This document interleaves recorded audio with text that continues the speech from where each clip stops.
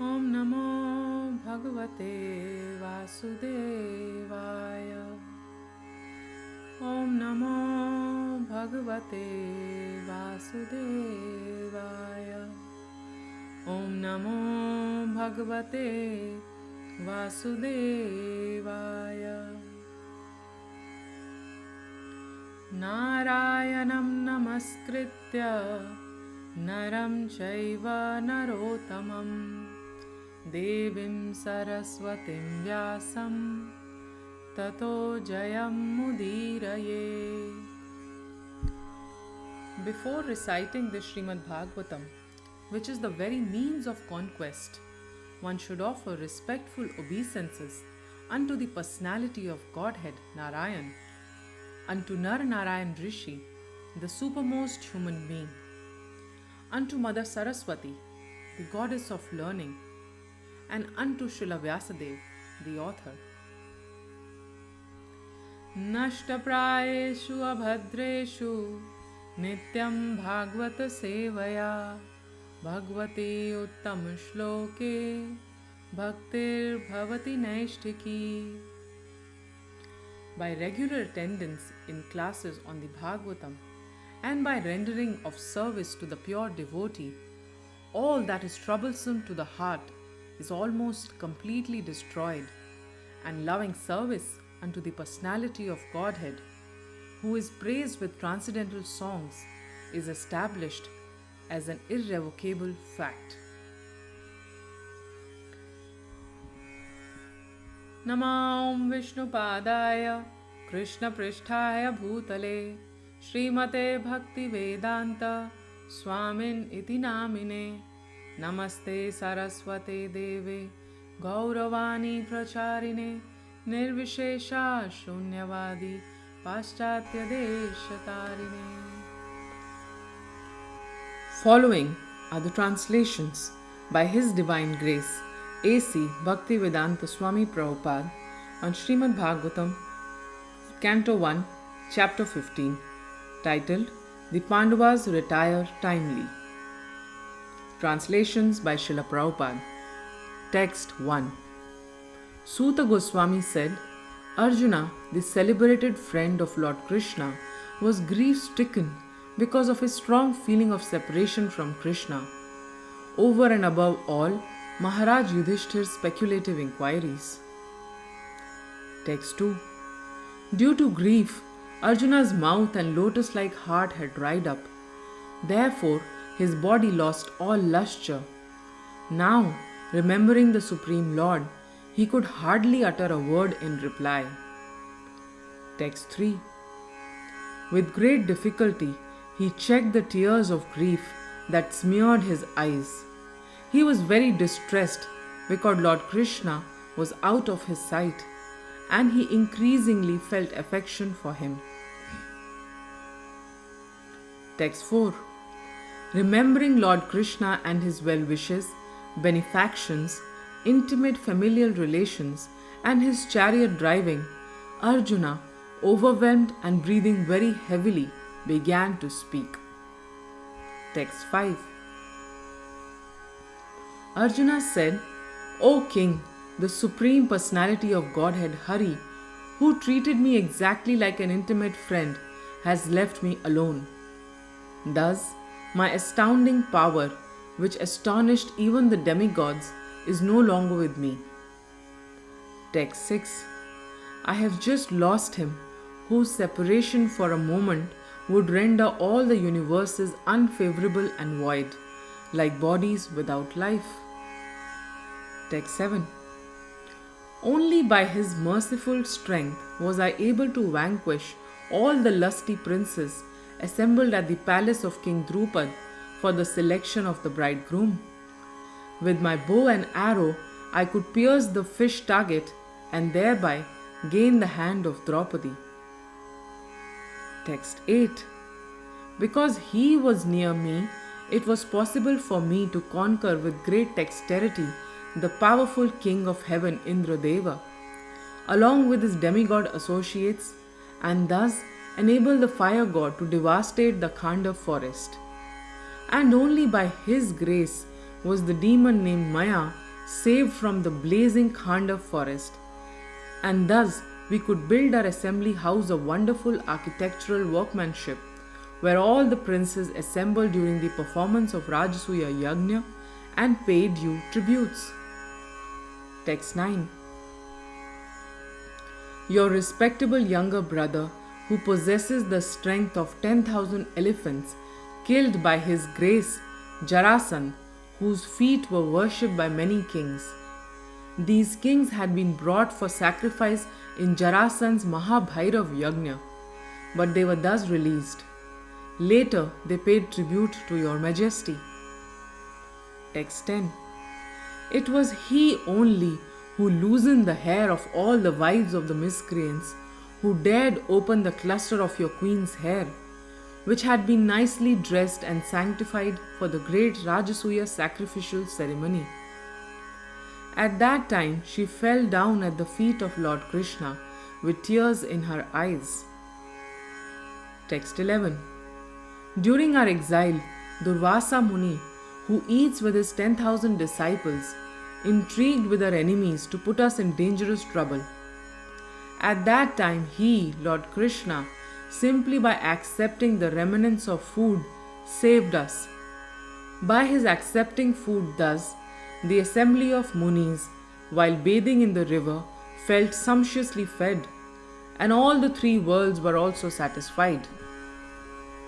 Text 12. It was by his influence only that in a fight I was able to astonish the personality of God, Lord Shiva, and his wife, the daughter of Mount Himalaya.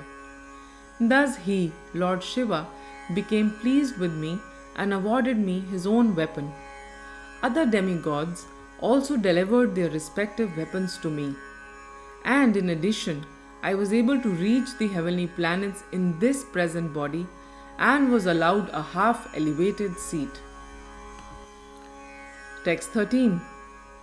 When I stayed for some days as a guest in the heavenly planets, all the heavenly demigods, including King Indradeva, took shelter of my arms, which were marked with the Gandiv bow, to kill the demon named Nivata Kavacha. O King, descendant of Ajamedha, at the present moment I am bereft of the Supreme Personality of Godhead, by whose influence I was so powerful. Text 14. The military strength of the Kauravas was like an ocean in which there dwelled many invincible existences, and thus it was insurmountable. But because of his friendship, I, seated on the chariot, was able to cross over it, and only by his grace was I able to regain the cows and also collect by force many helmets of the kings, which were bedecked with jewels that were sources of all brilliance. Text 15. It was he only who withdrew the duration of life from everyone, and who in the battlefield withdrew the speculative power and strength of enthusiasm from the great military phalanx made by the Kauravas, headed by Bhishma, Karna, Drona, Shalya, etc. Their arrangement was expert and more than adequate, but he, Lord Shri Krishna, while going forward, did all this. Text 16. Great generals like Bhishma, Drona, Karna, Bhurishrava, Susharma, Shalya, Jayadratha, and Bahlika all directed their invincible weapons against me. But by his, Lord Krishna's grace, they could not even touch a hair on my head. Similarly, Prahlad Maharaj, the supreme devotee of Lord Narasimhadev, was unaffected by the weapons the demons used against him. Text 17. It was by his mercy only that my enemies neglected to kill me when I descended from my chariot to get water for my thirsty horses. And it was due to my lack of esteem for my Lord that I dared engage him as my chariot driver, for he is worshipped and offered services by the best men to attain salvation. Text 18. O King, His jokings and frank talks were pleasing and beautifully decorated with smiles.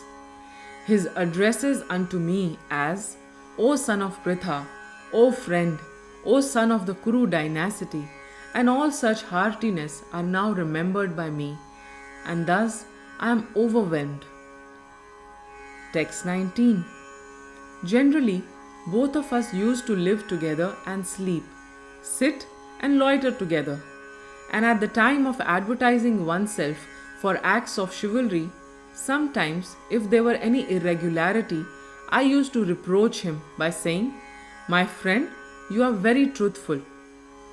Even in those hours when his value was minimized, he, being the Supreme Soul, used to tolerate all those utterings of mine, excusing me exactly as a true friend excuses his true friend, or a father excuses his son. Text 20. O Emperor, now I am separated from my friend and dearmost well-wisher, the Supreme Personality of Godhead, and therefore my heart appears to be void of everything. In his absence, I have been defeated by a number of infidel cowherd men while I was guarding the bodies of all the wives of Krishna. Text 21. I have the very same Gandiv bow, the same arrows, the same chariot drawn by the same horses, and I use them as the same Arjuna to whom all the kings offered their due respects. But in the absence of Lord Krishna, all of them at a moment's notice have become null and void. It is exactly like offering clarified butter on ashes, accumulating money with a magic wand, or sowing seeds on barren land. Text 22 and 23. O King, since you have asked me about our friends and relatives in the city of Dwarka, I will inform you that all of them were cursed by the Brahmanas, and as a result, they all became intoxicated with wine made of putrefied rice and fought among themselves with sticks, not even recognizing one another. Now all but 4 or 5 of them are dead and gone. Text 24. Factually, this is all due to the supreme will of the Lord, the personality of Godhead. Sometimes people kill one another, and at other times they protect one another. Text 25 and 26.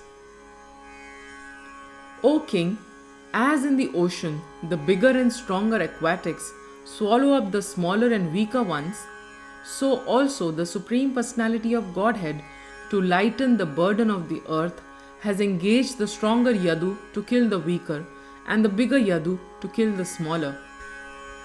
Text 27. Now I am attracted to those instructions imparted to me by the personality of Godhead Govinda, because they are impregnated with instructions for relieving the burning heart in all circumstances of time and space. Text 28. Suta Goswami said, thus being deeply absorbed in thinking of the instructions of the Lord, which were imparted in the great intimacy of friendship, and in thinking of his lotus feet, Arjuna's mind became pacified and free from all material contamination. Text 29. Arjuna's constant remembrance of the lotus feet of Lord Sri Krishna rapidly increased his devotion, and as a result, all the trash in his thoughts subsided. Text 30. Because of the Lord's pastime and activities, and because of his absence, it appeared that Arjuna forgot the instructions left by the personality of Godhead. But factually this was not the case, and again he became lord of his senses. Text 31. Because of his possessing spiritual assets, the doubts of duality were completely cut off. Thus, he was freed from the 3 modes of material nature and placed in transcendence. There was no longer any chance of his becoming entangled in birth and death, for he was freed from material form. Text 32. Upon hearing of Lord Krishna's returning to his abode and upon understanding the end of the Yadu's dynasty's earthly manifestation, Maharaj Yudhishthir decided to go back home, back to Godhead. Text 33.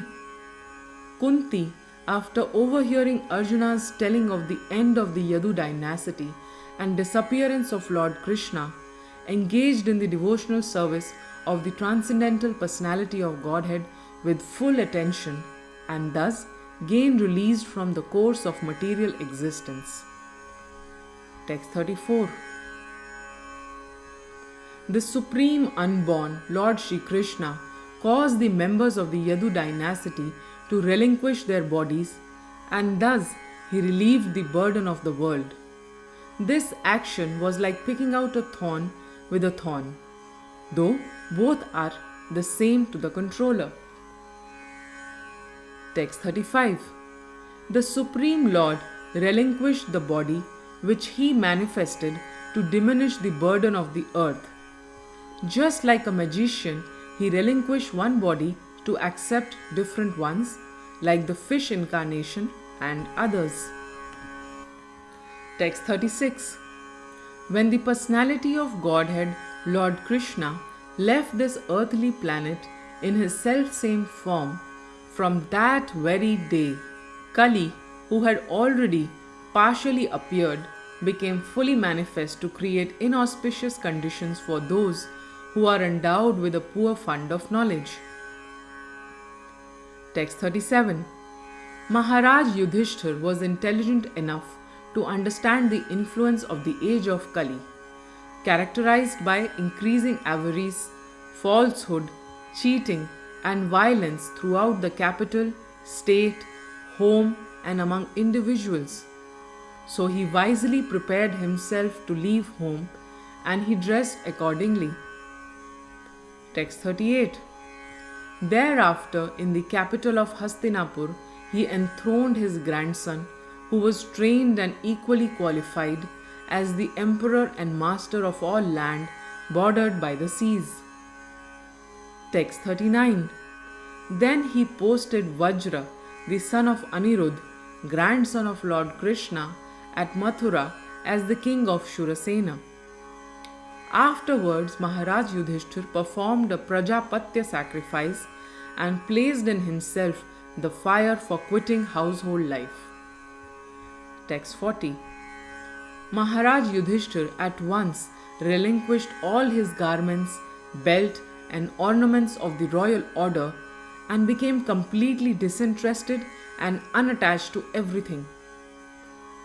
Text 41. Then he amalgamated all the sense organs into the mind, then the mind into life, life into breathing, his total existence into the embodiment of the 5 elements, and his body into death. Then, as pure self, he became free from the material conception of life. Text 42.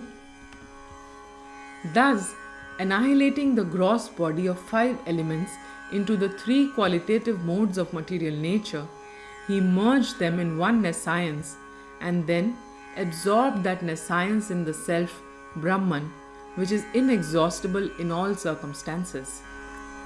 Text 43.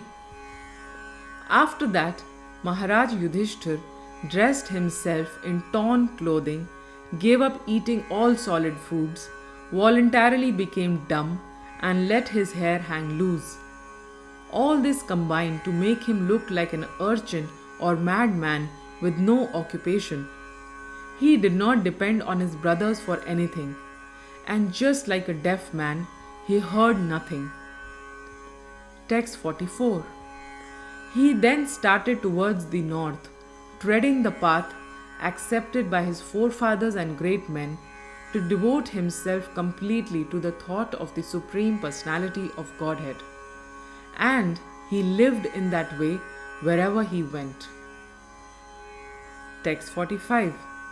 The younger brothers of Maharaj Yudhishthir observed that the age of Kali had already arrived throughout the world, and that the citizens of the kingdom were already affected by irreligious practice. Therefore, they decided to follow in the footsteps of their elder brother. Text 46. They all had performed all the principles of religion and as a result rightly decided that the lotus feet of the Lord Sri Krishna are the supreme goal of all. Therefore, they meditated upon his feet without interruption. Text 47 and 48. Thus, by pure consciousness, due to constant devotional remembrance, they attained the spiritual sky, which is ruled over by the Supreme Narayan, Lord Krishna. This is attained only by those who meditate upon the one Supreme Lord without deviation.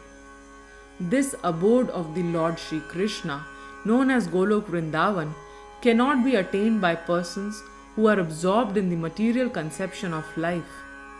But the Pandavas, being completely washed off all material contamination, attained that abode in their very same bodies. Text 49.